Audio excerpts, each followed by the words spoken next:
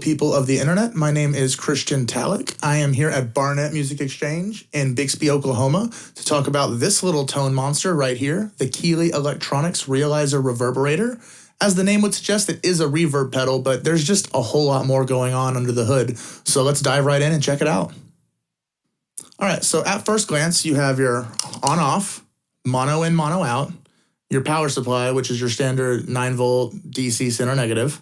It needs a power supply. There is no place for a 9-volt, so yay Keeley, way to save the environment.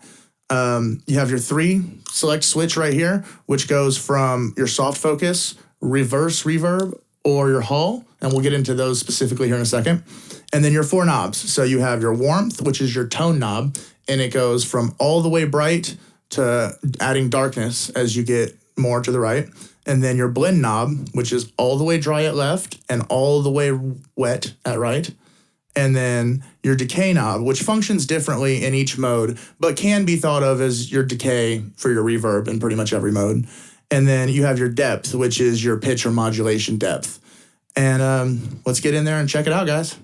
So the first mode I want to talk to you about today is the S-Focus or soft focus mode. It's based off a patch that bears the same name from a late 80s piece of Yamaha rack gear. And it's actually a dense reverb that is then fed into a dual delay, which has a 250 millisecond and 380 millisecond time set. And then that is fed into a 4-voice chorus that has a fixed rate.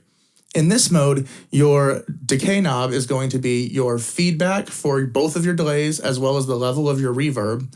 And your depth knob is going to control the depth of all 4 chorus voicings.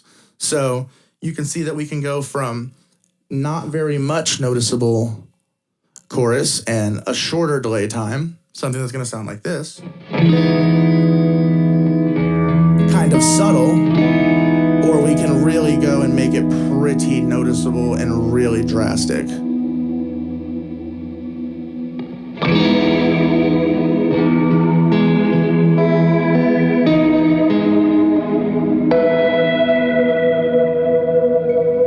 Fun stuff.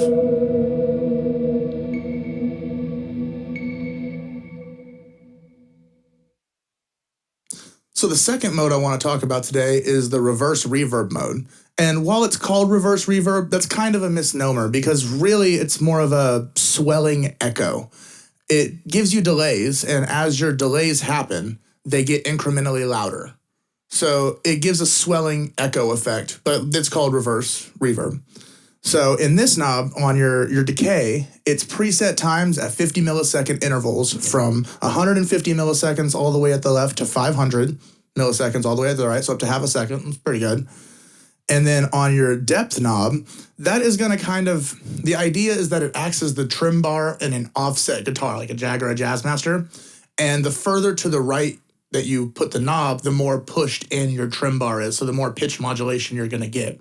So kind of what that's going to sound like is, here it is all the way to the left, so not very pushed in. And you're not getting much pitch modulation.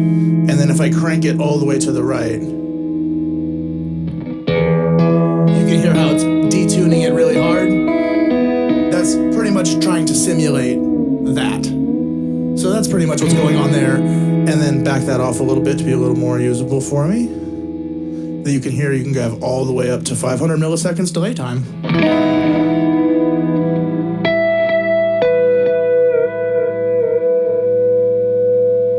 Sounds great.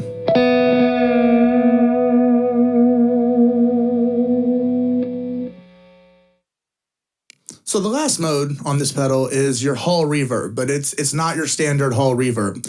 It has what's called an ascending shimmer.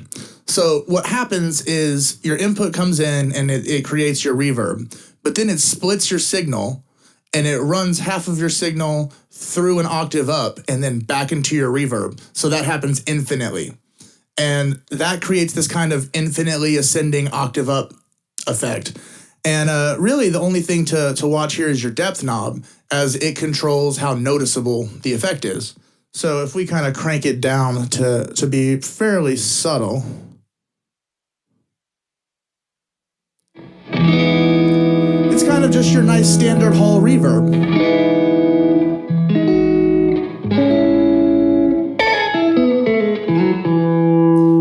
But if we crank the depth, that octave start coming in. And now it's something else entirely.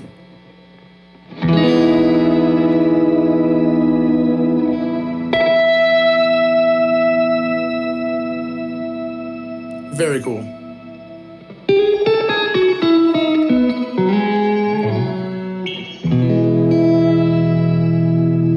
Really makes those high notes sing, really brings them out, just adds a little depth to it. Very nice. One of my favorite Hall settings I've ever come across.